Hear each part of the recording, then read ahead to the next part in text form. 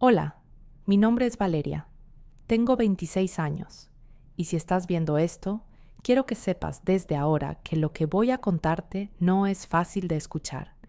No es una de esas historias que ves en la tele y luego olvidas. No es ficción. No es drama inventado para las redes sociales.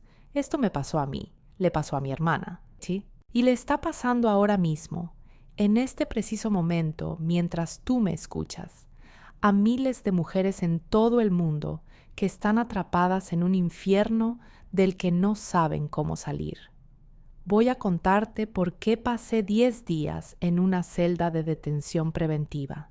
Antes de contarte mi historia, necesito pedirte algo. Si de verdad vas a escucharme, si de verdad te importa lo que estoy a punto de contarte, suscríbete a este canal ahora. No es por mí, es porque cuando te suscribes, le dices a YouTube que estas historias importan y YouTube se las muestra a más mujeres que las necesitan escuchar, a mujeres que están viviendo ahora mismo lo que yo viví, a mujeres que piensan que están solas. Tu suscripción puede salvar a alguien. Literal. Entonces hazlo ahorita. Dale clic a suscribirse, activa la campanita y quédate conmigo hasta el final. Si ya te suscribiste, dale like para que sepa que estás aquí, que me estás escuchando de verdad.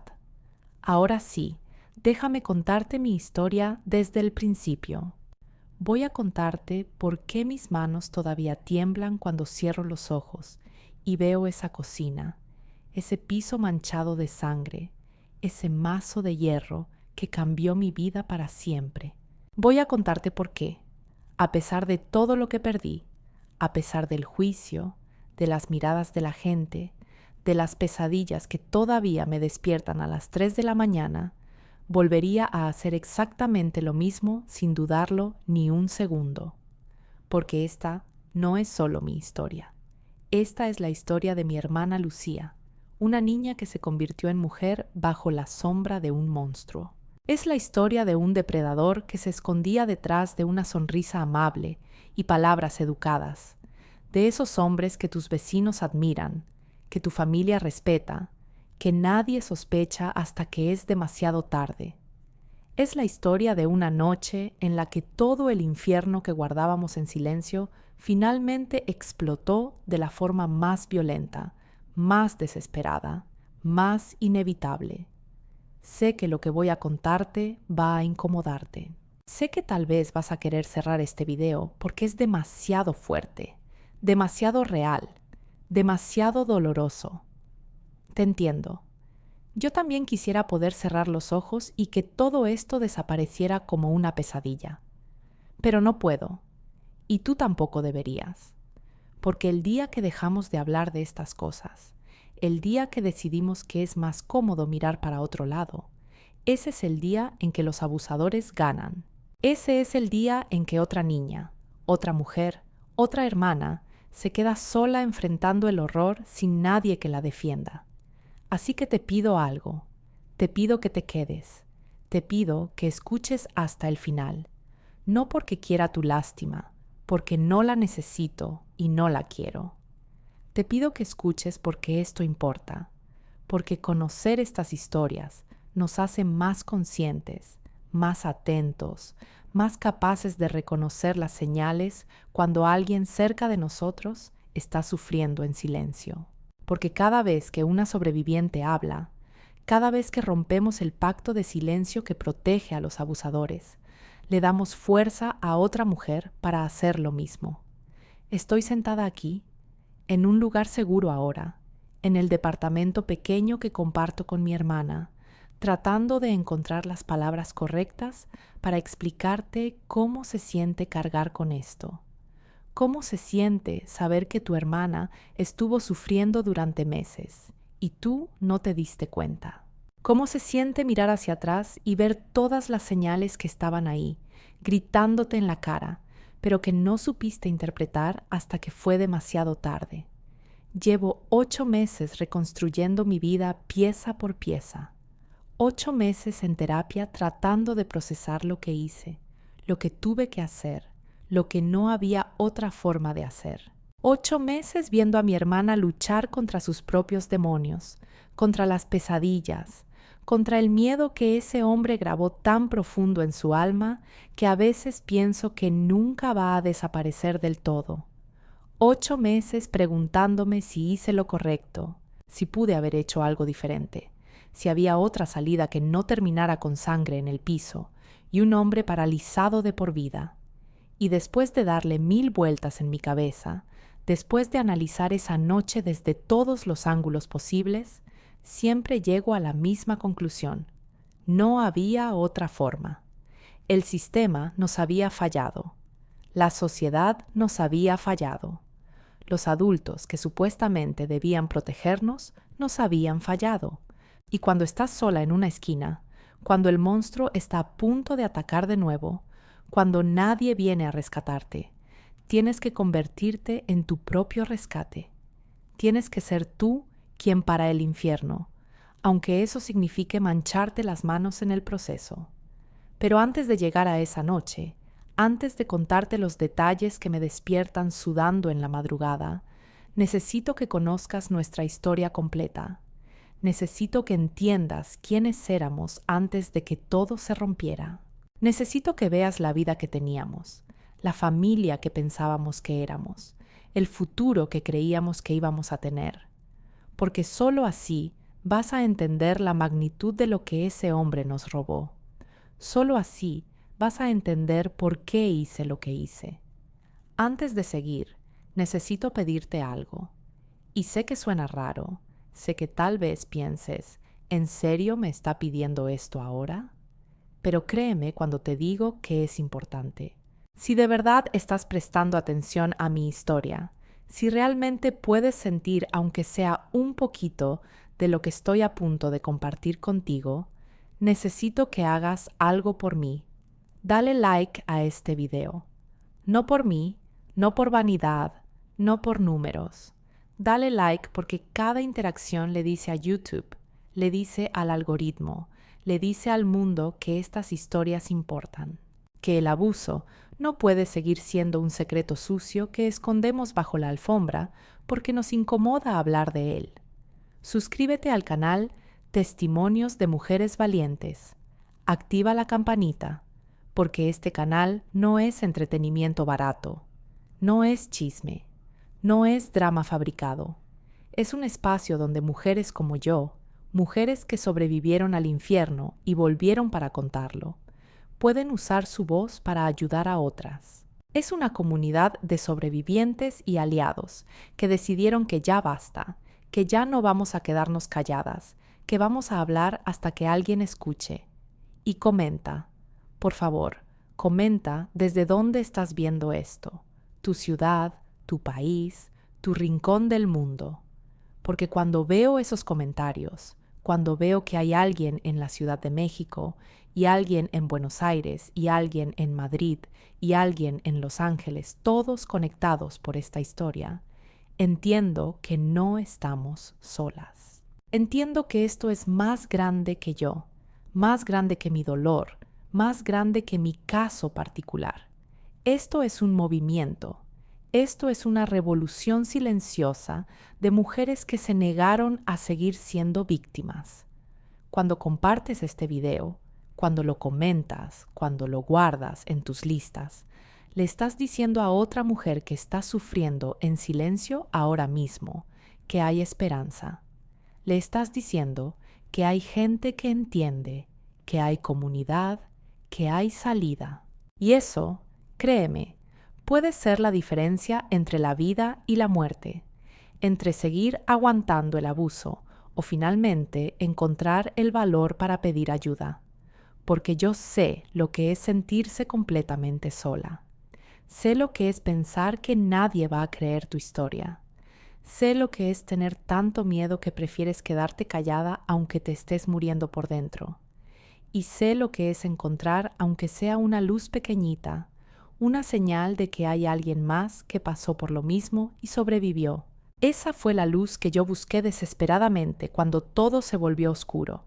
Y ahora quiero ser esa luz para alguien más. Mi historia comienza mucho antes de esa noche de martes. Comienza en una casa normal, en un barrio de clase trabajadora en las afueras de la Ciudad de México, con una familia que desde afuera parecía perfectamente normal. Éramos mi mamá, mi hermana Lucía y yo. 3 mujeres tratando de salir adelante después de una pérdida devastadora. Mi papá biológico, se llamaba Roberto. Era mecánico. Tenía las manos callosas de tanto trabajar con herramientas, la espalda doblada de tanto inclinarse sobre motores, pero la sonrisa más bonita que he visto en mi vida. Era de esos papás que llegan a casa cansados, pero aún así te cargan, te hacen girar en el aire, te preguntan cómo te fue en la escuela con genuino interés. Era mi héroe. Era nuestro héroe. Murió cuando yo tenía 14 años.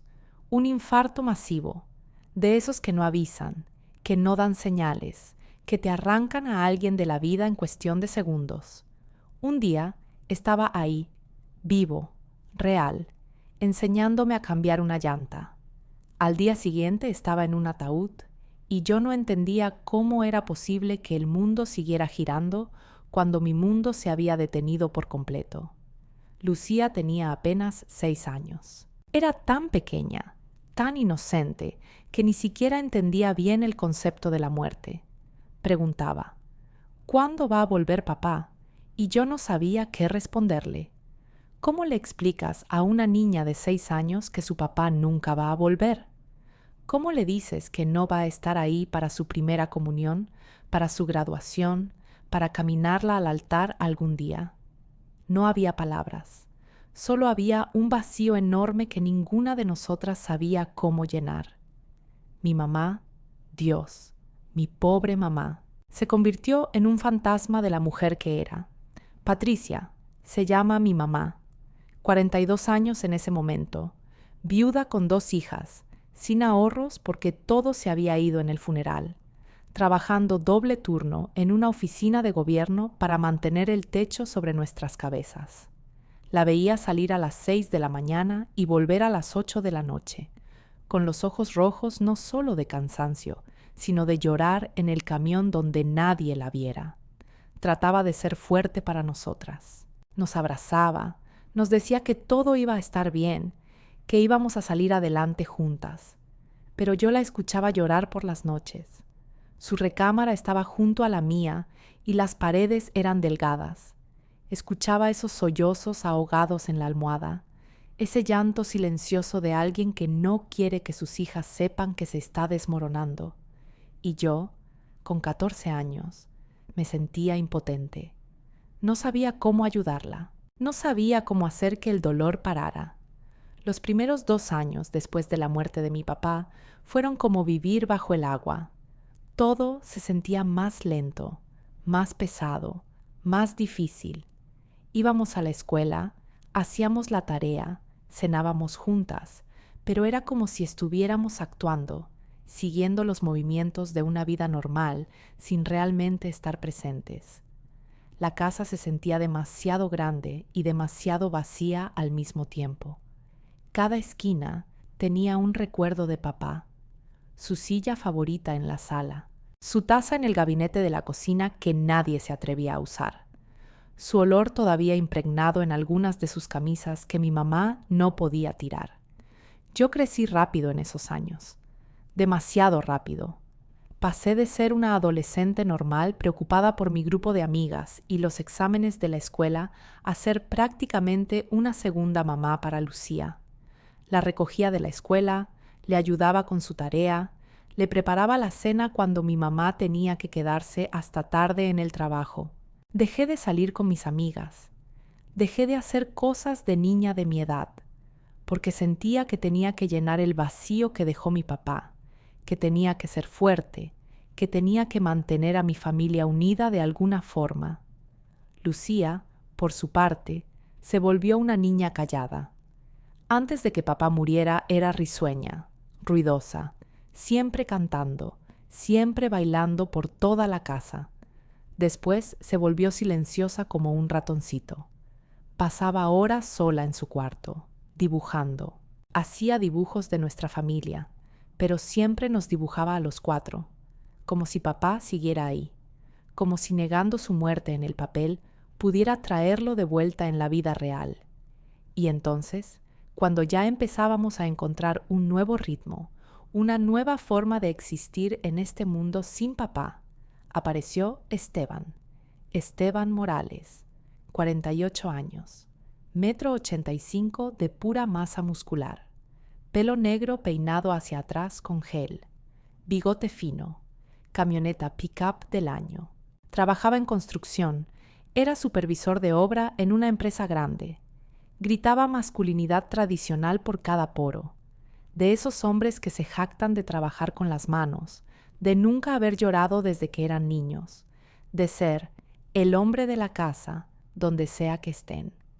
Lo conoció en el trabajo. Mi mamá había conseguido un puesto en el departamento de recursos humanos de una constructora, procesando nóminas y contratos. Esteban iba seguido a las oficinas a entregar reportes, a firmar papeles, a resolver asuntos de sus cuadrillas. Y empezó a fijarse en mi mamá. Empezó con conversaciones casuales junto al dispensador de agua. Luego, café en la cafetería durante el break. Luego, almuerzos. Y antes de que me diera cuenta, ya estaba viniendo a cenar a la casa. La primera vez que lo vi, sentí algo raro en el estómago. No puedo explicarlo bien. No era miedo exactamente. Era más como una alerta, como cuando estás en la calle y ves a alguien y tu instinto te dice, aléjate. Pero no había ninguna razón lógica para sentir eso. Esteban era educado. Traía flores para mi mamá. Traía chocolates para Lucía y para mí. Nos preguntaba por la escuela con lo que parecía genuino interés. Ayudaba a lavar los platos después de la cena. Arreglaba cosas rotas de la casa sin que nadie se lo pidiera. Mi mamá brillaba cuando estaba con él. Por primera vez desde la muerte de papá, la veía sonreír de verdad. La veía arreglarse antes de que él llegara, poniéndose ese vestido azul que era su favorito, maquillándose frente al espejo con una expresión que no veía hace años. Y yo, siendo honesta, me alegraba por ella. Quería que fuera feliz. Quería que dejara de llorar por las noches. Quería que volviera a ser la mamá alegre y llena de vida que conocí antes de que la tragedia nos golpeara. Pero había algo en Esteban que me ponía incómoda. Era la forma en que miraba. No nos miraba de frente, sino de reojo, como evaluando, como calculando. Era la forma en que su sonrisa nunca llegaba del todo a sus ojos, que siempre mantenían esa frialdad, esa dureza. Era la forma en que se paraba demasiado cerca a veces, invadiendo el espacio personal de una forma que técnicamente no era inapropiada, pero que se sentía mal de todas formas. Una vez, cuando yo tenía 16, me atreví a decirle algo a mi mamá. Mamá, ¿estás segura de Esteban? Me da una sensación rara. Ella me miró sorprendida, casi ofendida. ¿Por qué dices eso, Valeria? Esteban es un buen hombre, es trabajador, es responsable, nos trata bien. ¿Qué más quieres? Y luego añadió algo que me rompió el corazón. Ya no quiero estar sola. Ya no quiero cargar todo esto yo sola. Necesito ayuda. Necesito un compañero. ¿Qué iba a decir después de eso? ¿Cómo iba a quitarle esa esperanza, basándome solo en una sensación incómoda que ni yo misma podía explicar? Así que me callé. Me tragué mis dudas. Me convencí a mí misma de que estaba siendo injusta, de que estaba proyectando mi dolor por la pérdida de papá en este hombre que solo estaba tratando de ayudar. Se casaron cuando yo tenía 17 y Lucía 9. Fue una boda pequeña, civil, solo familia cercana y algunos amigos. Recuerdo ese día con una claridad dolorosa. Recuerdo a mi mamá con su vestido blanco sencillo, radiante, más feliz de lo que la había visto en años. Recuerdo a Esteban con su traje negro, sonriendo a las cámaras, jugando el papel del esposo perfecto a la perfección. Recuerdo a Lucía con su vestido de florista, tirando pétalos, todavía tan pequeña que pensaba que esto era como un cuento de hadas.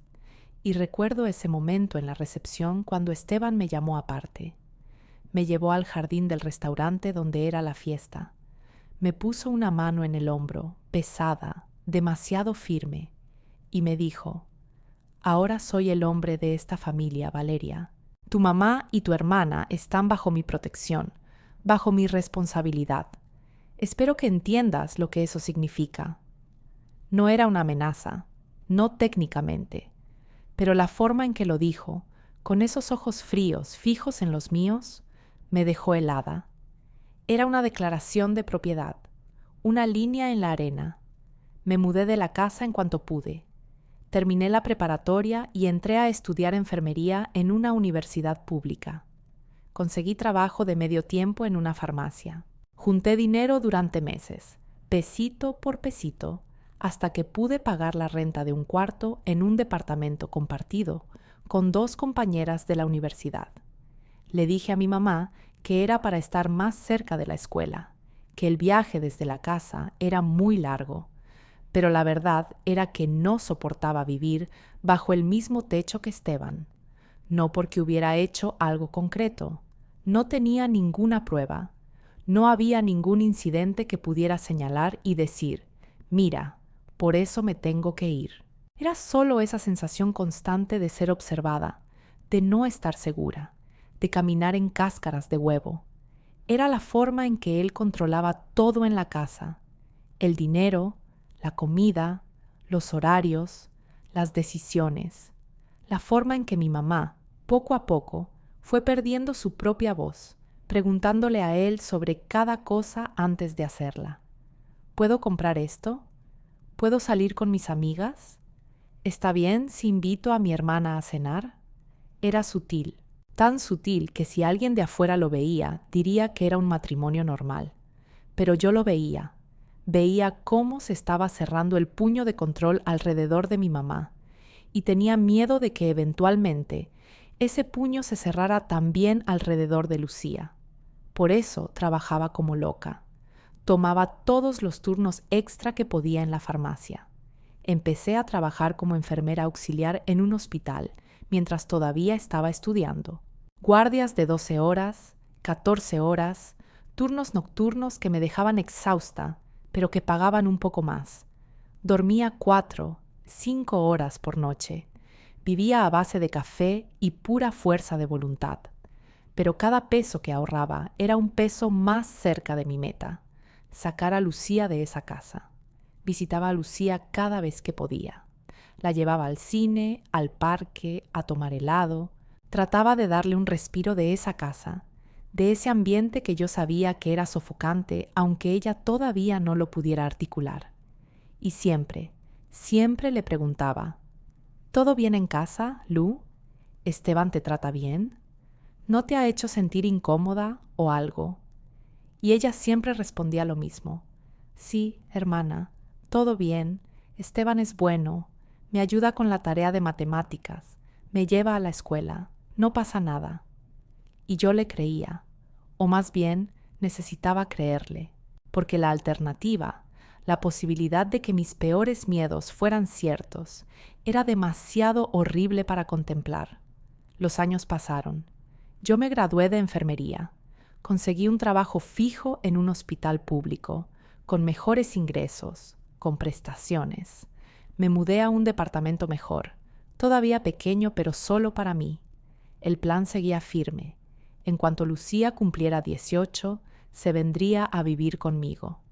Solo tenía que aguantar un poco más. Lucía, mientras tanto, crecía. De ser esa niña callada, se convirtió en una adolescente inteligente, estudiosa, con sueños de estudiar medicina. Quería ser doctora, ayudar a la gente como yo ayudaba a los pacientes en el hospital. Hablábamos por teléfono casi todos los días. Me contaba de sus clases, de sus amigas, de los libros que estaba leyendo. Y yo vivía para esas conversaciones, para esa conexión con mi hermana. Pero durante su último año de preparatoria, algo cambió. No sabría decir exactamente qué o cuándo, pero las conversaciones se volvieron más cortas, más superficiales. Cuando le preguntaba cómo estaba, respondía con monosílabos. «Bien», «Sí», «No», «Todo normal». Su voz perdió esa calidez, esa emoción. Se volvió monótona, plana, como si estuviera leyendo de un guión. ¿Segura que todo está bien, Lou?, insistía yo. Suenas cansada. ¿Te están dejando demasiada tarea? ¿Quieres que vaya a visitarte? No, no. Estoy bien, Val. Solo es el estrés de los exámenes finales. No te preocupes. Y yo, estúpida, ingenua, demasiado ocupada con mis propios turnos dobles y mis propios problemas, le creí. No vi las señales. O tal vez las vi, pero no quise interpretarlas. Porque aceptar lo que esas señales significaban habría sido aceptar que había fallado, que mi hermana me necesitaba y yo no estuve ahí. Lucía cumplió 18 el 15 de marzo. Quise hacerle una fiesta sorpresa, pero me dijo que no quería nada grande, que solo quería una cena tranquila conmigo. Así que la llevé a su restaurante favorito, un italiano chiquito en el centro donde hacen la mejor lasaña del mundo. Intentaba hacer conversación, preguntarle por sus planes ahora que ya era oficialmente adulta, recordarle que en 3 meses se vendría a vivir conmigo y empezaríamos nuestra vida juntas, solo nosotras dos. Pero ella apenas comió. Movía la comida en su plato con el tenedor, formando patrones sin sentido. Tenía unas ojeras profundas que el maquillaje no lograba ocultar. Estaba más delgada, notablemente más delgada que la última vez que la había visto un mes atrás, y sus manos temblaban ligeramente cuando agarraba el vaso de agua. «Lou, ¿estás enferma? ¿Has ido al doctor?», le pregunté, genuinamente preocupada. «No es nada. Solo no he dormido bien. Muchas cosas en la cabeza». «¿Qué cosas? Cuéntame. Para eso estoy, ¿no? Para escucharte». Abrió la boca como si fuera a decir algo. Vi algo pasar por sus ojos. Algo como desesperación, como un grito silencioso pidiendo ayuda. Pero luego negó con la cabeza y forzó una sonrisa. «No es nada importante. De verdad. Solo cosas de la escuela». Le di su regalo, un collar con un dije en forma de corazón, uno para ella y uno para mí, iguales, para que siempre recordáramos que estábamos conectadas, que siempre íbamos a estar ahí la una para la otra sin importar qué. Ella lloró cuando lo abrió. Lloró tanto que pensé que algo definitivamente estaba mal. Pero cuando le pregunté de nuevo si todo estaba bien, solo asintió y me abrazó fuerte, tan fuerte que casi no podía respirar. «Te amo, hermana», susurró en mi oído. «Gracias por nunca rendirte conmigo». «Nunca lo haría, Lou. Nunca.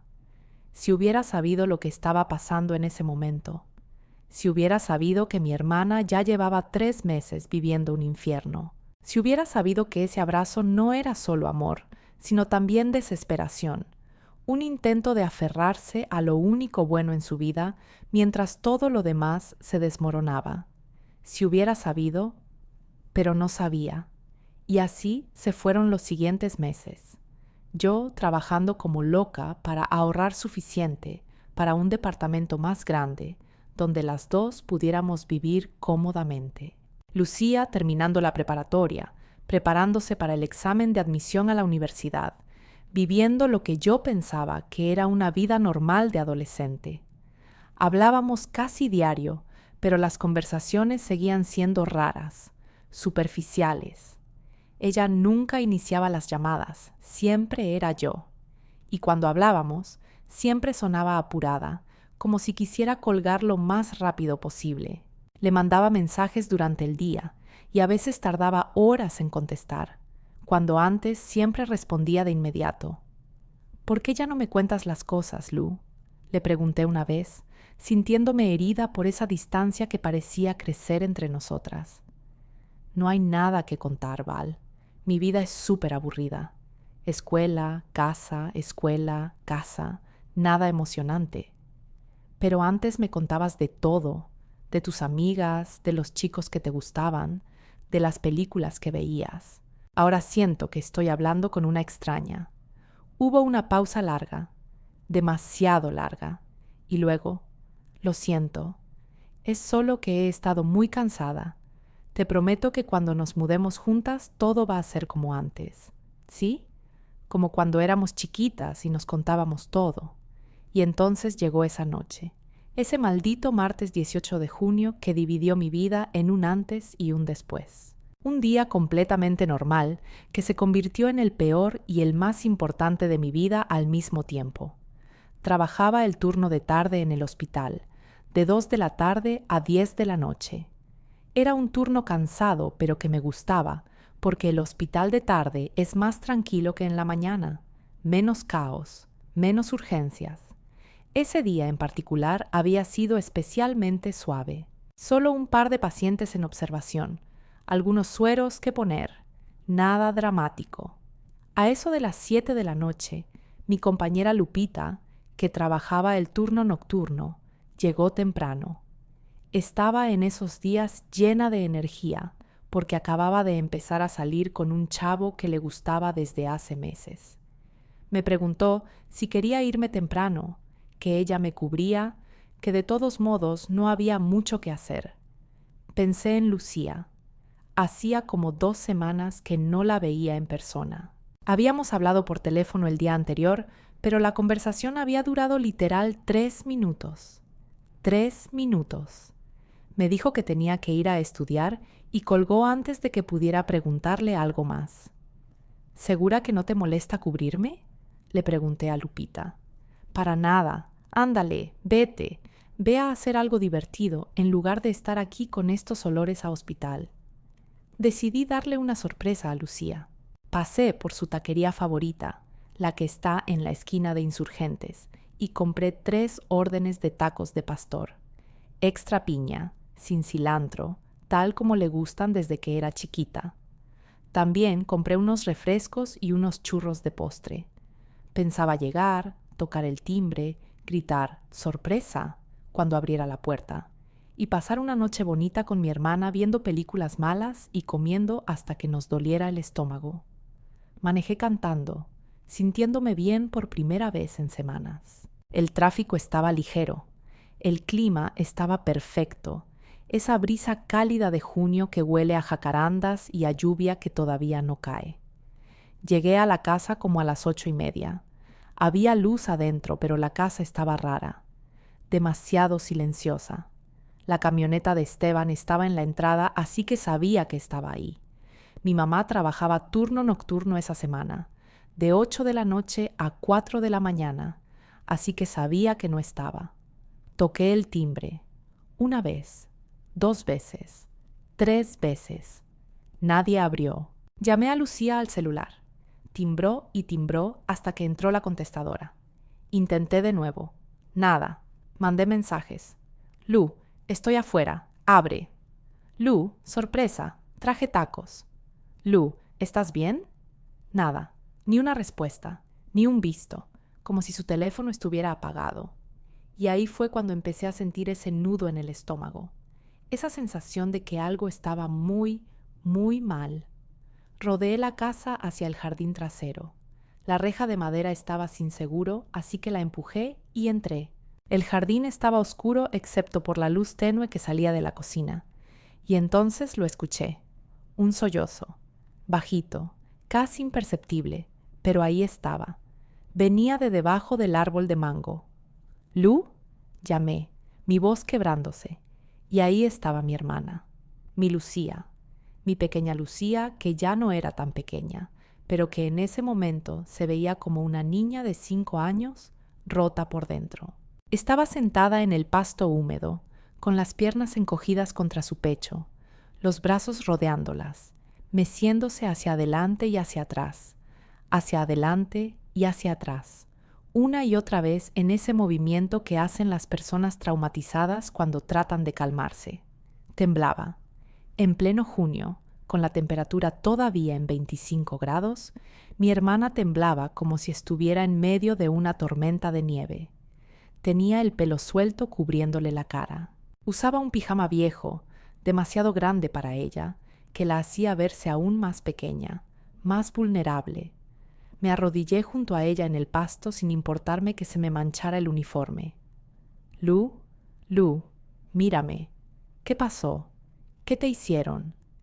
Mi voz salió como un susurro urgente, tratando de no asustarla más de lo que ya estaba. Levantó la cara lentamente, y juro por Dios que ese momento quedó grabado en mi cerebro con una claridad fotográfica que nunca va a desaparecer.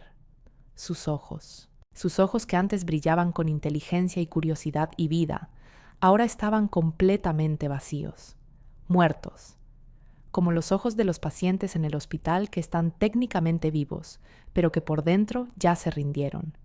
Tenía ojeras profundas, moradas, como si no hubiera dormido bien en meses. Sus labios estaban agrietados, sangrando en las esquinas, y tenía una marca roja en el cuello, como de dedos, como si alguien la hubiera agarrado fuerte. Valeria, susurró mi nombre con una voz que no era su voz. Era la voz de alguien que había gritado tanto que ya no le quedaba nada. Valeria, lo siento tanto, tanto, tanto. ¿Qué? ¿Qué sientes? Lu, no hiciste nada malo. ¿Qué pasó? ¿Quién te lastimó? Ya estaba temblando yo también. Ya sentía esa mezcla de pánico y furia empezando a crecer en mi pecho.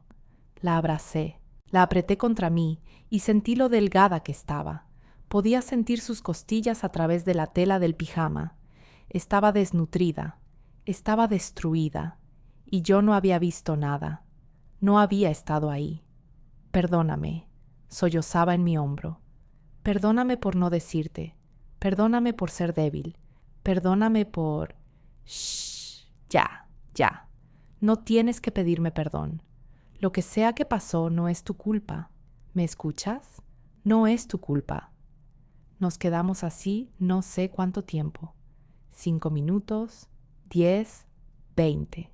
Abrazadas en el pasto oscuro, mientras ella lloraba y yo trataba de mantenerme entera. Trataba de ser fuerte para ella, cuando lo que quería era gritar y romper algo. Cuando finalmente se calmó lo suficiente para hablar, cuando el llanto se convirtió en hipo y los temblores se espaciaron un poco, le sequé las lágrimas con mi uniforme y le dije: Lu, mírame, necesito que me cuentes qué está pasando. Todo, sin importar qué tan difícil sea decirlo. Estoy aquí. No me voy a ir, y te prometo que voy a arreglar esto, lo que sea que sea. Y entonces empezó a hablar, y con cada palabra que salía de su boca, sentí cómo mi alma se partía en pedazos cada vez más pequeños. Desde que cumplí 18, empezó, desde esa misma noche, la noche de mi cumpleaños, el día en que la llevé a cenar, el día en que pensé que estaba estresada solo por los exámenes, el día en que me abrazó tan fuerte y yo no entendí que era un grito de auxilio disfrazado de abrazo de cumpleaños. Mamá se fue a trabajar como a las 8. Tú te fuiste como a las 10. ¿Te acuerdas? Dijiste que tenías turno temprano al día siguiente. Yo me fui a mi cuarto. Estaba cansada. Solo quería dormir. Me puse el pijama. Me acosté. Y entonces escuché que se abría mi puerta. Su voz era monótona mientras contaba, como si estuviera narrando una historia que le pasó a alguien más, disociada de su propio trauma. Era él, Esteban. Entró a mi cuarto. Cerró la puerta detrás de él con seguro. Yo pensé que tal vez necesitaba algo, que había alguna emergencia. Pero la forma en que me miraba, nunca me había mirado así. Me dijo: ya eres mayor de edad, Lucía. Eso cambia las cosas. Me contó cómo él se sentó en su cama, cómo le puso una mano en la pierna y ella se paralizó, sin entender qué estaba pasando, pero sabiendo que algo estaba muy mal. Cómo le dijo que ahora que era adulta, que ahora que legalmente no era una niña, las cosas entre ellos iban a evolucionar, que él era el hombre de la casa, el proveedor, y que por lo tanto tenía ciertos derechos. Traté de levantarme, traté de salir, pero es tan grande, Val, es tan fuerte. Me agarró del brazo y me empujó de vuelta a la cama.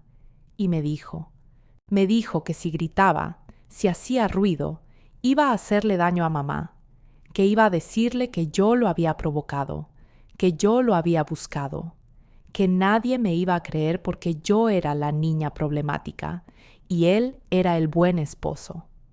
Mi hermana me describió, con una calma aterradora, cómo ese hombre la violó esa noche. No usó esas palabras. No podía. Pero yo entendí.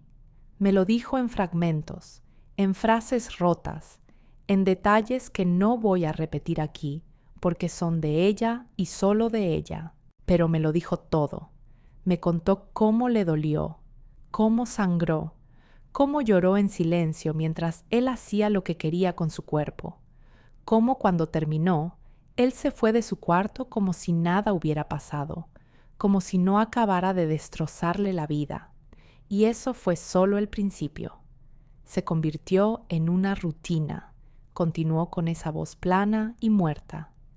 Cada vez que mamá se iba a trabajar en el turno de noche, a veces 2 veces por semana, a veces 3, él entraba a mi cuarto y yo no podía hacer nada. Traté de cerrar con llave, pero él tiene llave de todas las puertas. Traté de empujar mi cómoda contra la puerta, pero él es demasiado fuerte. La movió como si fuera de cartón. Me contó cómo Esteban había perfeccionado su control sobre ella. Las amenazas no eran solo sobre destruir a nuestra mamá emocionalmente. Eran más específicas, más crueles. Sabes que tu mamá está enferma, ¿verdad? Con la presión alta, con la diabetes. ¿Sabes cuánto cuesta su tratamiento? ¿Crees que va a poder pagar sus medicinas sin mi ayuda? ¿Quieres ser responsable de su muerte? Me decía que era mi culpa, susurró Lucía, que yo lo provocaba, que usaba ropa muy ajustada, que me veía muy desarrollada para mi edad, que cualquier hombre habría hecho lo mismo. Me hizo creer que de alguna forma yo había pedido esto. Y luego estaba su orgullo enfermo por su masculinidad. Esteban se jactaba de su fuerza física. Le recordaba constantemente lo grande que era, lo fuerte, lo poderoso. Soy el hombre de esta casa. Los hombres de verdad toman lo que quieren. Las mujeres están para servir. Así es el orden natural. Una y otra vez, machacando esa ideología enferma en la cabeza de mi hermana, hasta que ella empezó a creerla, hasta que empezó a pensar que tal vez así eran las cosas. ¿Por qué no me dijiste?, le pregunté, y mi voz se quebró. ¿Por qué no me llamaste esa primera noche? ¿Por qué no me mandaste un mensaje? ¿Por qué, Lu? Porque tenía miedo, sollozó, porque me dijo que si hablaba, iba a decir que yo lo seduje, que iba a mostrar fotos de mi cuarto, de mi ropa, y convencer a todos de que yo era la culpable. Porque me dijo que la policía no me iba a creer, que los jueces siempre creen al hombre. Porque me dijo que iba a destruir a mamá, iba a dejarla en la calle, iba a hacernos la vida imposible.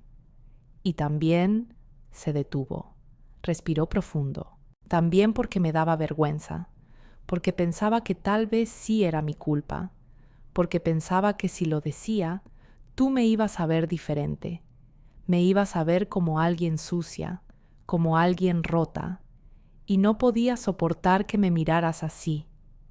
Le levanté la cara con mis manos, la miré directo a los ojos. Escúchame bien, Lucía.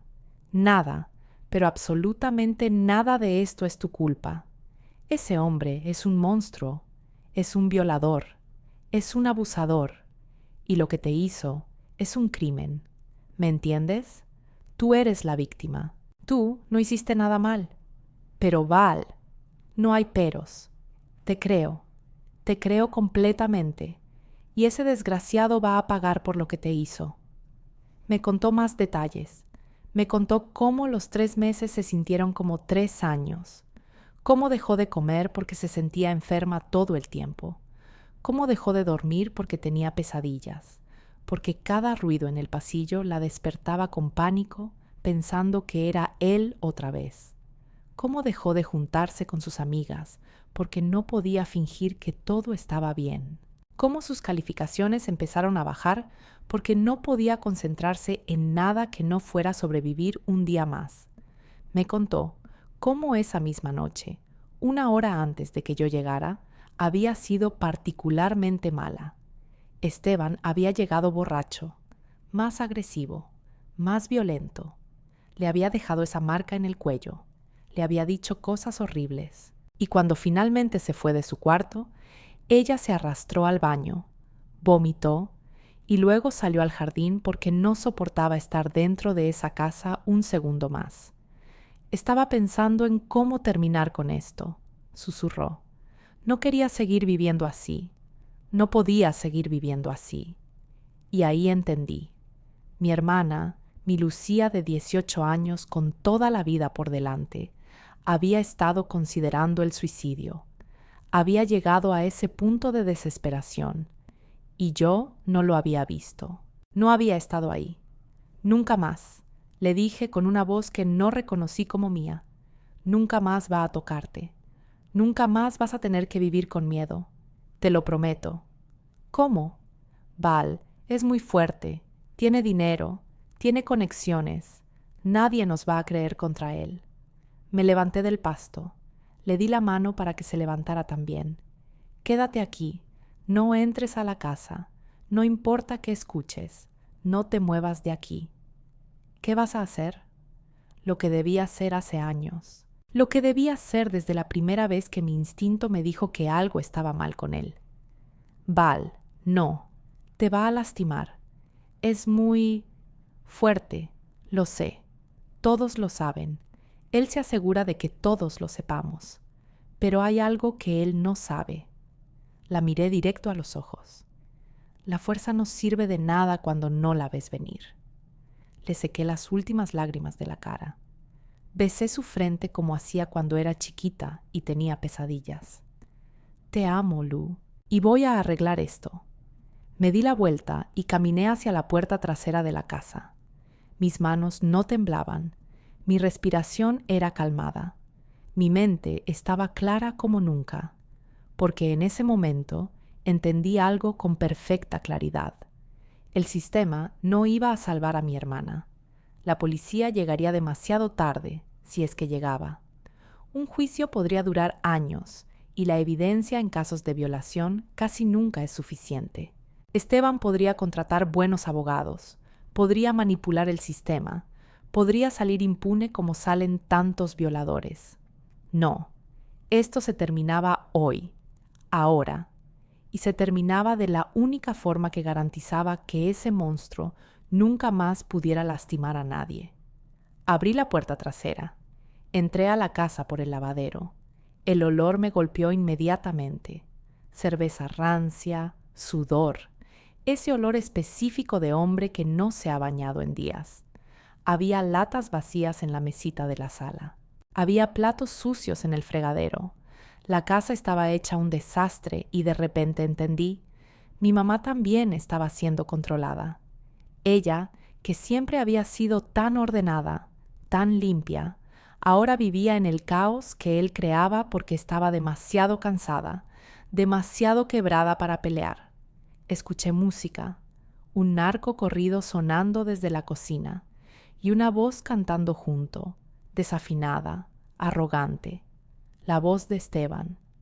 Caminé por el pasillo, pasé por el cuarto de Lucía. La puerta estaba entreabierta. Miré adentro, la cama deshecha, ropa tirada por todas partes. En la mesita de noche, un frasco de pastillas para dormir. Y en la pared, arañazos, marcas de uñas donde mi hermana había tratado de agarrarse de algo, de cualquier cosa, mientras ese hombre, no. No podía pensar en eso ahora. Si pensaba en eso, iba a gritar. Y necesitaba estar en control. Llegué a la cocina. Y ahí estaba él, Esteban Morales, el hombre que mi mamá pensó que era su salvación. El hombre que los vecinos admiraban por ser trabajador y responsable. El hombre que por dentro era un maldito depredador. Estaba sentado en la cabecera de la mesa, porque por supuesto tenía que sentarse en la cabecera. Tenía que estar en el lugar de poder. Tenía una cerveza en una mano y el celular en la otra, viendo algún video, riéndose de algo. Usaba una camiseta sin mangas que mostraba sus brazos musculosos, esos brazos que usaba para intimidar, para controlar, para violar. Tenía el pelo despeinado y barba de 3 días. Y esa sonrisa de mierda de alguien que cree que es intocable. Cuando entré por la puerta de la cocina, levantó la vista. Por un segundo, un microsegundo, vi sorpresa en su cara. Luego, esa máscara de superioridad volvió a su lugar. «Valeria», dijo mi nombre como si fuera una molestia, como si yo fuera una niña interrumpiendo el tiempo de un adulto. «¿Qué haces aquí? No sabía que vendrías». No dije nada, solo lo miré, realmente lo miré. Vi al monstruo sin la máscara, y él notó algo en mi expresión porque su sonrisa vaciló un poco. «¿Pasó algo?», preguntó, pero su tono era cauteloso ahora, ya no tan seguro. «Sí», dije finalmente. Mi voz salió calmada, demasiado calmada. «Pasó algo. Pasó que hablé con Lucía». Vi el momento exacto en que lo entendió. Vi el cálculo pasando por su cerebro. Negación, amenaza, manipulación, todas las herramientas de su arsenal de abusador corriendo por su mente buscando la mejor estrategia. Se levantó de la silla, lento, usando toda su altura. 1,85 m contra mi 1,62 m, 100 kilos contra mis 55. La física estaba de su lado, o eso pensaba él. «No sé qué te dijo esa escuincla», empezó, y su voz ya tenía ese tono de condescendencia. «Pero está confundida. Tiene problemas. Inventa cosas para llamar la atención. Ya sabes cómo son las muchachas a esa edad». «No está confundida», dije, y mi voz seguía siendo esa cosa extraña y calmada. «No está inventando nada, y los dos lo sabemos». Su expresión cambió. La máscara cayó completamente. Ahora solo quedaba el monstruo real. «Mira, niña», escupió la palabra, haciendo que sonara como un insulto. «No sé qué crees que sabes, pero te sugiero que te vayas a tu casa y te olvides de esto. Esto no es asunto tuyo. Es completamente mi asunto. Es mi hermana. Es mi hijastra. Vive en mi casa. Come mi comida. Usa mi electricidad. Yo la mantengo. Tú la violaste». Silencio. La palabra quedó flotando en el aire entre nosotros. «Violaste. Tan clara, tan innegable, tan real». «Cuidado con lo que dices», advirtió, y ahora había veneno real en su voz. «Eso es una acusación seria, una acusación falsa. Te puedo demandar por difamación». «No es falsa, y los dos lo sabemos». 3 meses, hijo de puta. 3 meses violando a mi hermana de 18 años, una niña que acababa de cumplir la mayoría de edad. Avanzó hacia mí, su cara enrojeciéndose, sus puños cerrándose. «Esa niña no es tan inocente como crees». Me provocaba. Andaba por la casa con ropa ajustada. Me buscaba. Y yo solo soy un hombre. Los hombres tenemos necesidades. Y ahí fue cuando lo supe con total claridad. No había duda. No había ambigüedad. Este hombre acababa de confesar. Acababa de justificar. Acababa de admitir que violó a mi hermana una y otra vez y que pensaba que era su derecho hacerlo. «Lárgate de mi casa», gruñó. «Ahora». «No». Me agarró del brazo. Sus dedos de inmediato se hundieron en mi piel como tenazas. Me sacudió, fuerte, tan fuerte que mi cabeza se bamboleó. El dolor fue instantáneo y agudo. «Te dije que te fueras». Y entonces lo sentí. Esa cosa que todos tenemos dentro, pero que normalmente mantenemos controlada. Esa rabia primitiva, ancestral, de protección. Esa furia de hermana mayor que ve a su hermana pequeña destrozada. Esa claridad absoluta de que o este hombre moría, o su capacidad de hacer daño moría, y si la ley no iba a hacer nada al respecto, entonces yo lo haría. Me soltó empujándome. Me tambaleé hacia atrás, hacia la pared donde colgaba el mazo. ese mazo de hierro macizo que mi mamá usa para ablandar carne. Pesado, sólido. Perfecto. Mis dedos se cerraron alrededor del mango frío. ¿Sabes qué es lo que más asco me da de ti?, le dije, y mi voz no temblaba para nada. Estaba más calmada de lo que había estado en mi vida. No es solo que seas un violador, es que usaste tu fuerza, esa fuerza de la que tanto te enorgulleces, para destruir a una niña, para hacerla sentir pequeña, para robarle todo lo que era y todo lo que podría ser. Cállate. Dio un paso hacia mí. Te sentías muy hombre, ¿verdad? Muy macho, muy poderoso, usando tus músculos contra alguien que no tenía ninguna posibilidad de defenderse. Te dije que te calles. Otro paso, sus puños temblando de rabia. Pues hoy se te acaba la fuerza, hijo de puta. Hoy se te acaba el poder. Hoy se te acaba todo. Y lo golpeé. El mazo de hierro macizo pesaba como 3 kilos. Lo había levantado cientos de veces para ayudar a mi mamá con la carne. Sabía exactamente cómo se sentía en mis manos, cuánta fuerza necesitaba para manejarlo, cuánto daño podía hacer. Y en ese momento, con toda la rabia acumulada de 3 meses de abuso que mi hermana había sufrido en silencio, con toda la furia de verla rota bajo ese árbol, con toda la claridad de saber que este hombre nunca iba a parar, a menos que alguien lo parara, lo levanté con las 2 manos y apunté con toda la precisión que me dieron años de trabajar en un hospital, años de saber exactamente dónde están los puntos débiles del cuerpo humano. Rodilla derecha. El impacto produjo un sonido que nunca voy a olvidar. Un crujido seco, como cuando partes una rama, seguido inmediatamente por un alarido. Esteban se dobló hacia adelante, sus manos instintivamente yendo a su rodilla destrozada, su cara transformándose de arrogancia a shock en una fracción de segundo. Abrió la boca para gritar, para decir algo, pero yo ya estaba en movimiento.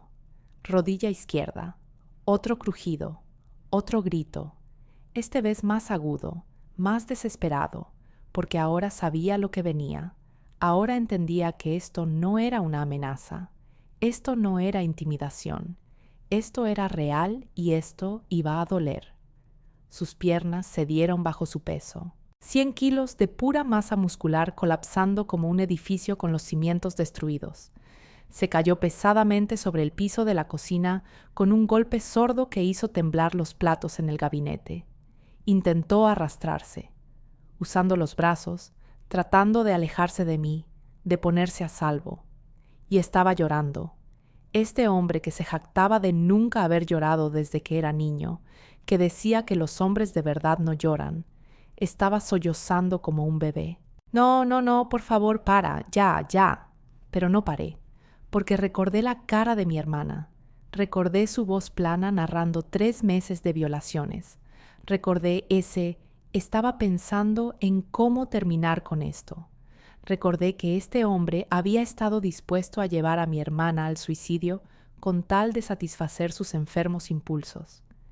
¿Sabes cuántas veces Lucía te suplicó que pararas?, le dije, mirándolo arrastrarse patéticamente por el piso como una cucaracha. ¿Sabes cuántas veces te dijo, por favor, no? ¿Sabes cuántas lágrimas derramó mientras tú hacías lo que querías con su cuerpo? Lo siento, fue un error. No volverá a pasar, por favor. Tienes razón, no volverá a pasar, pero no porque hayas aprendido, sino porque ya no vas a poder. Me acerqué a él, se puso de espaldas, tratando de cubrirse con los brazos, esos brazos musculosos que usó para inmovilizar a mi hermana, que usó para violarla, que usó para destruirla. Pero ahora esos brazos temblaban de miedo y de dolor. Le mostré el mazo, dejé que lo viera bien, dejé que el miedo creciera en sus ojos, y luego bajé el mazo hasta la base de su columna, justo donde en clase de anatomía el profesor nos había mostrado que pasaba la médula espinal, justo donde un trauma severo podía causar paraplegia, justo donde un golpe lo suficientemente fuerte cambiaría todo. Toda tu vida, Le dije con una voz que era puro hielo. Te sentiste más hombre por usar tu fuerza física contra los débiles. Te sentías poderoso dominando a mujeres que no podían defenderse. Presumías tus músculos, tu estatura, tu capacidad de intimidar con tu solo presencia. Pues mira este momento, Esteban. Grábatelo bien en tu memoria porque va a ser lo último que recuerdes con tus piernas funcionando. No, por favor, lo que quieras, haré lo que quieras, me iré, nunca volveré a... Ya es tarde para súplicas. Y dejé caer el mazo. El impacto fue preciso, calculado, justo en el punto que necesitaba. Escuché algo crujir adentro de él, algo fundamental romperse, y entonces algo cambió en su expresión. Confusión primero, luego concentración. Lo vi tratando de mover las piernas. Lo vi intentándolo una vez, 2 veces, 3 veces. Vi ese momento exacto en que su cerebro entendió que no había respuesta, que la señal no estaba llegando, que algo se había desconectado permanentemente. Mis piernas, susurró, su voz quebrándose. No puedo sentir mis piernas. Me arrodillé junto a él, me acerqué a su oído y le susurré con toda la calma del mundo. Tu fuerza se ha ido, Esteban. Tu capacidad de caminar, de correr, de perseguir, de dominar, de lastimar, murió hoy. Ahora eres tú el débil. Ahora eres tú quien no se puede defender. Ahora eres tú quien va a necesitar ayuda para todo, para pararte, para ir al baño, para vestirte, para todo. Y cada día del resto de tu miserable vida, cada vez que necesites ayuda para hacer algo que antes podías hacer solo, quiero que recuerdes por qué. Quiero que recuerdes a Lucía. Quiero que recuerdes cada lágrima que le sacaste, cada súplica que ignoraste, cada noche que convertiste en infierno, porque ahora tu infierno personal acaba de comenzar y va a durar hasta el día que te mueras. Me levanté. Miré el mazo en mis manos. Estaba manchado con su sangre. Mis manos también. Mi uniforme de enfermera también. Pero no sentía horror. No sentía culpa. Solo sentía una extraña paz, una claridad, un trabajo terminado. Saqué mi celular. Marqué 911. La operadora contestó en 2 timbrazos. Necesito reportar una agresión, dije con una voz completamente calmada. Hay un hombre herido en esta dirección. Lesiones graves en ambas rodillas y columna vertebral. Va a necesitar una ambulancia. ¿Quién lo agredió, señorita? Yo. ¿Usted? ¿Se encuentra en peligro? ¿El agresor sigue ahí? Yo fui la agresora, y él es el que está en el piso. Y lo volveré a hacer si trata de levantarse. Así que sí, manden ayuda rápido. Señorita, por favor mantenga la calma. ¿Cuál fue el motivo de la agresión? Estaba defendiendo a mi hermana. Este hombre la violó repetidamente durante 3 meses, y acabé con su capacidad de hacerlo de nuevo. Hubo un silencio del otro lado de la línea. Luego, las unidades están en camino. Por favor, permanezca en la línea y no se mueva del lugar. No me voy a mover. Los espero aquí. Colgué. Dejé el mazo en la mesa de la cocina. Miré a Esteban retorciéndose en el piso, gritando por ayuda que no llegaría lo suficientemente rápido. Y sentí nada. No satisfacción, no remordimiento, solo el peso del cansancio empezando a asentarse en mis huesos. Entonces escuché pasos corriendo. La puerta trasera se abrió de golpe. Lucía entró a la cocina. Se detuvo en seco cuando vio la escena. Me vio parada ahí con las manos manchadas de sangre. Vio a Esteban en el piso. Vio el mazo en la mesa. «Val», susurró. «¿Qué hiciste?» Lo que debía hacer hace tiempo. Lo que nadie más iba a hacer. Lo detuve. Lucía miró a Esteban. Él la vio y trató de hablar, de decir algo, tal vez otra amenaza, otra manipulación. Pero ella solo lo miró con esos ojos que ya no estaban muertos. Ahora tenían algo diferente, algo como justicia, algo como alivio. Se acercó a mí, me abrazó fuerte y susurró en mi oído: gracias, gracias por creerme, gracias por defenderme, gracias por hacer lo que yo no pude hacer. Siempre, le dije, siempre voy a defenderte, siempre. Las sirenas empezaron a escucharse a lo lejos, primero lejanas, luego más cerca, luego justo afuera, luces rojas y azules iluminando las ventanas, golpes en la puerta principal. «Policía, abran la puerta». «Voy», grité. Miré a Lucía. «Vete al jardín, no necesitas ver esto». «No, me quedo contigo». Fui a abrir la puerta. 2 policías entraron con las armas desenfundadas, alertas, esperando una situación de violencia activa. Vieron a Esteban en el piso. Me vieron a mí con las manos ensangrentadas. Vieron el mazo en la mesa. «Soy yo», dije levantando las manos. «Yo hice esto. Él es Esteban Morales. Violó a mi hermana múltiples veces. Yo lo ataqué para detenerlo». «Señorita, necesito que ponga las manos detrás de la cabeza y se arrodille en el piso», dijo uno de los policías. Obedecí, sin resistencia, sin drama. Me arrodillé, crucé las manos detrás de mi cabeza. Sentí las esposas frías cerrándose alrededor de mis muñecas. Sentí las manos del policía revisándome por armas. Escuché mis derechos siendo leídos. Tiene derecho a permanecer en silencio. Los paramédicos llegaron, se arrodillaron junto a Esteban. Empezaron a evaluarlo, a estabilizarlo. Uno de ellos, un chavo joven que no debía tener más de 25 años, murmuró: «Necesitamos un neurocirujano», después de revisar sus piernas. «No hay respuesta en extremidades inferiores», dijo otro paramédico. «Posible lesión en médula espinal. Preparen la tabla». Me levantaron del piso. Me llevaron afuera donde había una patrulla esperando. Los vecinos habían salido de sus casas. Estaban en sus jardines, en las banquetas, mirando, murmurando. Vi a la señora Mendoza, la vecina de al lado, llevarse las manos a la boca cuando me vio esposada. Vi al señor Torres negar con la cabeza como diciendo: sabía que esa familia tenía problemas. Lucía salió detrás de nosotros. Otro policía trató de detenerla, pero ella gritó: «Soy la hermana, soy la víctima, necesito ir con ella». «Señorita, necesitamos tomarle su declaración. Voy con mi hermana». El policía que me tenía miró a su compañero. Hubo un intercambio silencioso. Finalmente asintió. «Puede ir en la otra patrulla. La verá en la estación». Antes de que me metieran en el coche, miré a Lucía una última vez. Tenía lágrimas corriendo por la cara, pero por primera vez en meses parecía poder respirar. Parecía libre. Le sonreí. «Todo va a estar bien, Lu. Te lo prometo». Me metieron en la parte trasera de la patrulla. El asiento de plástico duro. El olor a desinfectante y a miedo de todas las personas que habían estado ahí antes.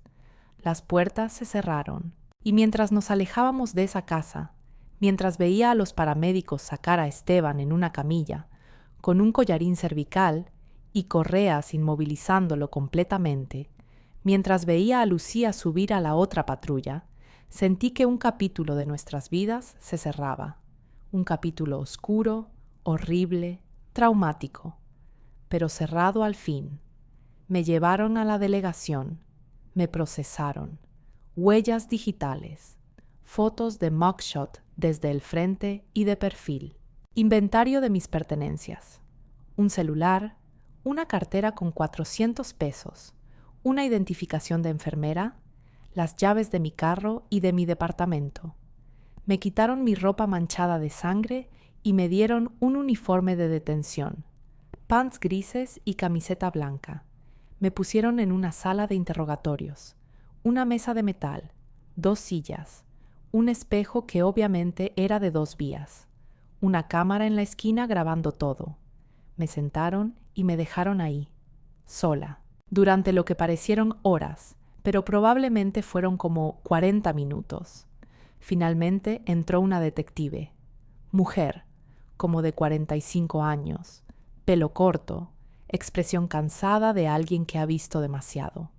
Se sentó frente a mí, puso una grabadora en la mesa, la encendió. «Soy la detective Ramírez. Coincidencia de apellidos», dijo con una sonrisa pequeña que no llegó a sus ojos. «Valeria, ¿correcto?» «Sí». «Valeria, necesito que me cuentes con tus propias palabras qué pasó esta noche». Y se lo conté. Todo. Desde el principio.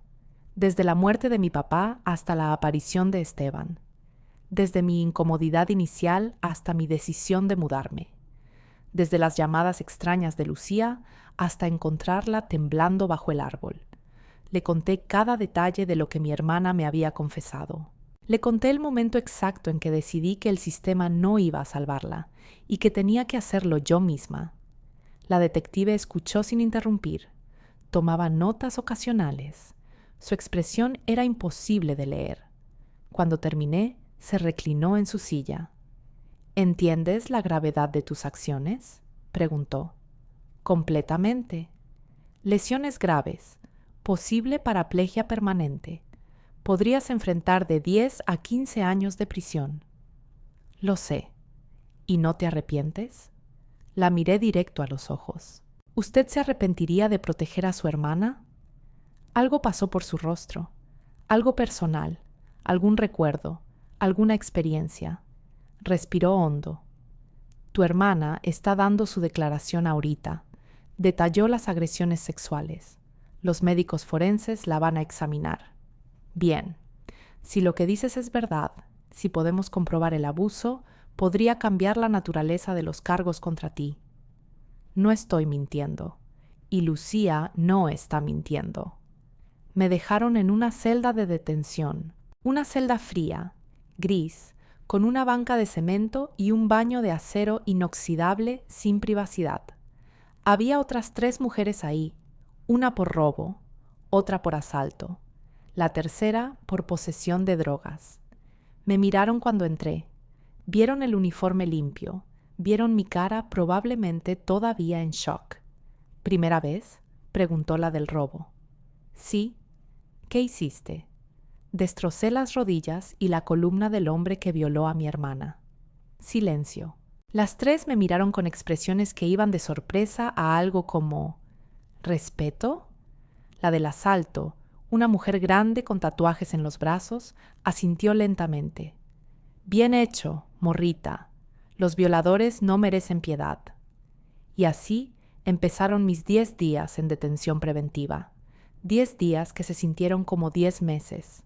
10 días de espera, de incertidumbre, de no saber si iba a salir o si me iban a condenar a 15 años. Mi mamá vino a visitarme al segundo día. Llegó llorando, confundida, destrozada. Se sentó al otro lado del vidrio, agarró el teléfono con las manos temblorosas. «¿Por qué?», fue lo primero que dijo. «¿Por qué, Valeria? ¿Lucía no te contó?». Me contó cosas horribles. Pero no puedo creer que Esteban, él es un violador, mamá. Es un violador que abusó de tu hija durante 3 meses mientras tú estabas en el trabajo. La vi romperse ahí mismo. La vi colapsar internamente. ¿Cómo no me di cuenta? ¿Cómo no vi las señales? Porque él era bueno escondiéndose. Porque Lucía tenía miedo de decirte. Porque el sistema está diseñado para proteger a hombres como él. Perdiste tu vida por esto, por defenderla. No perdí mi vida, la usé para salvarla de ella. Mi mamá lloró, yo lloré. Nos dijimos que nos amábamos.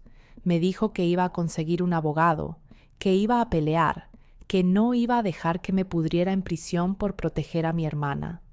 Lucía vino al 4.º día. Se veía mejor.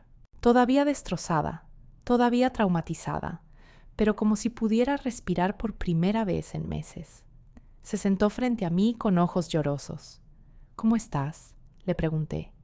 Asustada, pero también aliviada. Fue al hospital. Los forenses me examinaron. Encontraron evidencia.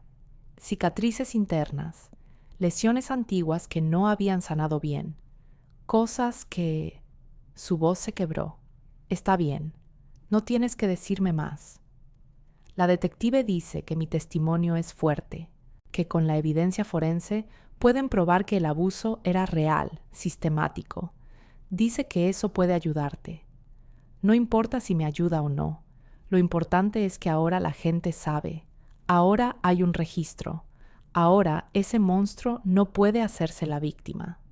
Te odio, dijo de repente.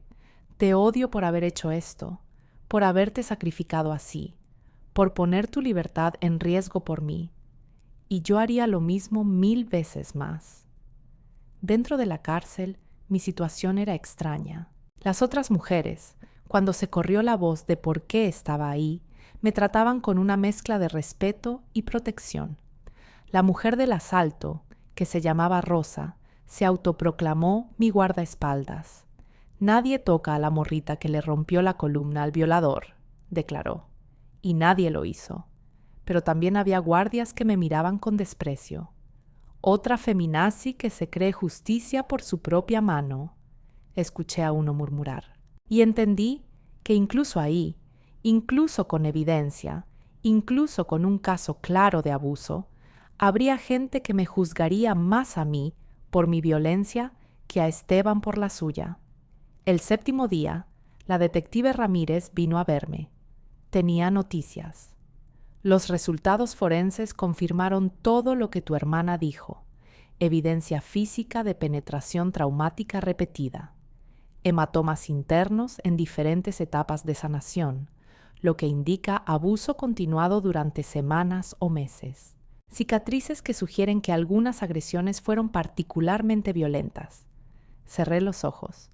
Escuchar la confirmación científica de lo que le había pasado a Lucía era como que me clavaran un cuchillo. También, continuó la detective, encontraron rastros biológicos de Esteban, en las sábanas de Lucía, en su ropa interior que guardó escondida sin lavar porque tenía demasiado miedo de que tu mamá la encontrara y preguntara. ¿Entonces me creen? Yo siempre te creí, Valeria. El problema no era si te creíamos. El problema es la ley. Tú cometiste agresión agravada. Ese es un crimen, sin importar el contexto. Lo sé, pero... Y ahí su expresión cambió levemente. El fiscal está dispuesto a reducir los cargos. Estás enfrentando lesiones en defensa de terceros bajo estado de necesidad. Si el juez acepta el argumento, podrías salir con libertad condicional en lugar de ir a prisión. No lo podía creer. ¿En serio? Tu abogada de oficio es buena, y el caso de tu hermana es sólido. Esteban está siendo acusado de violación agravada, abuso sexual continuado y amenazas. Enfrenta hasta 30 años en prisión. ¿Y sus piernas? No va a volver a caminar. Los neurocirujanos hicieron lo que pudieron, pero el daño a la médula espinal fue demasiado extenso. Parapléjico permanente. Debería haberme sentido mal. Debería haber sentido culpa. Pero solo sentí esa misma paz extraña. Justicia no perfecta, pero justicia al fin. Han pasado 8 meses desde esa noche. 8 meses desde que mi vida explotó y tuvo que recomponerse pieza por pieza. El juicio fue 3 meses después de mi arresto. El día de la sentencia, la sala estaba llena. Mi mamá en primera fila rezando. Lucía junto a ella con el collar que le regalé. Del otro lado, Esteban en su silla de ruedas, su abogado tratando de argumentar que todo había sido consentido. El juez escuchó todos los testimonios. Vio toda la evidencia forense, los reportes médicos que confirmaban cada palabra de Lucía.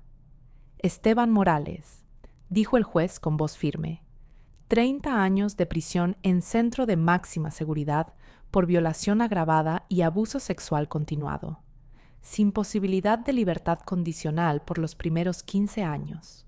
Luego me miró a mí. Mi corazón se detuvo. Valeria Ramírez. Este tribunal reconoce las circunstancias extraordinarias de este caso. Reconoce que actuó para proteger a su hermana de un peligro inmediato. Los cargos se reducen a lesiones en defensa de tercero, bajo estado de necesidad, 2 años de libertad condicional y 500 horas de servicio comunitario en un centro de atención a víctimas de violencia de género. Libertad condicional, no prisión. Empecé a llorar. Lucía gritó de alivio. Lo habíamos logrado. Ahora Lucía vive conmigo en ese departamento chiquito que siempre fue el plan. Compartimos una recámara con literas como cuando éramos chiquitas. Cada noche hablamos antes de dormir. Es nuestra forma de reconectarnos, de recordarnos que sobrevivimos, que estamos juntas. La terapia ha sido esencial.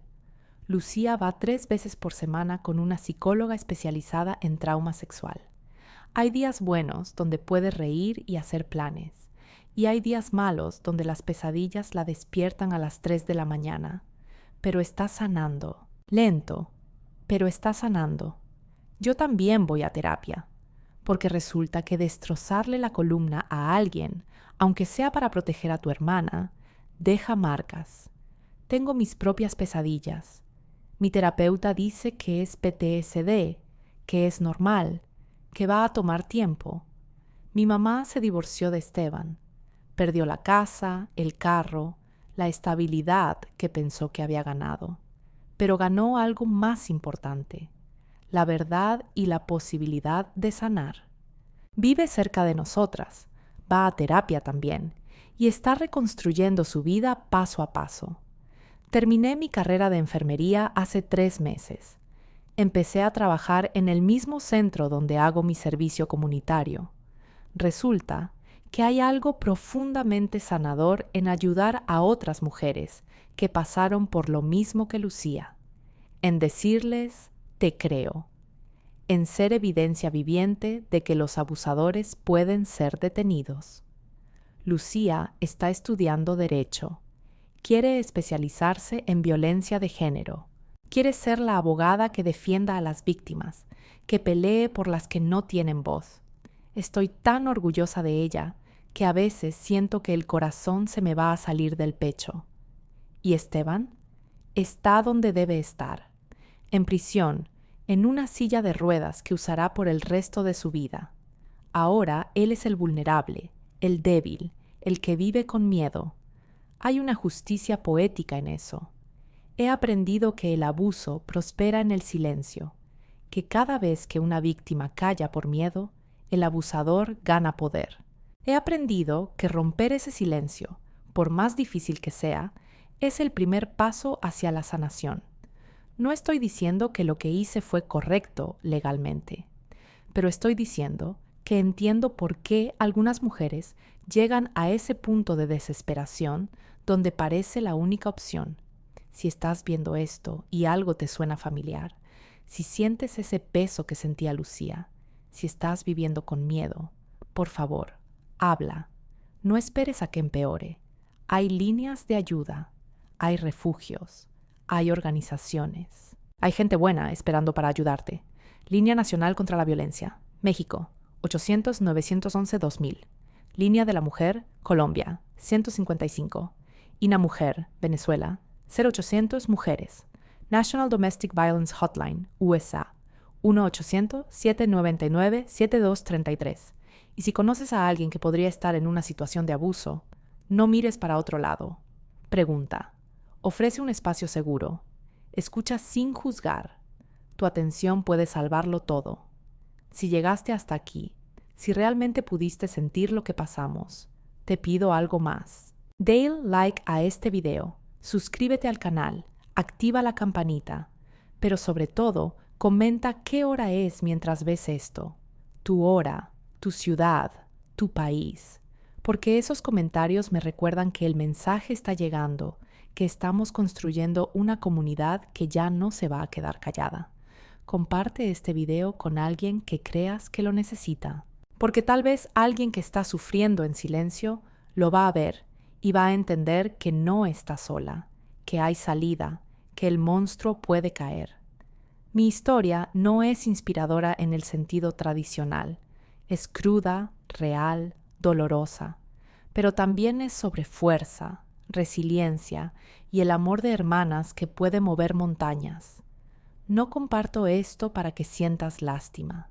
Comparto esto para que entiendas, para que reconozcas las señales, para que si alguien cerca de ti está sufriendo, sepas que tu apoyo puede salvarlo todo.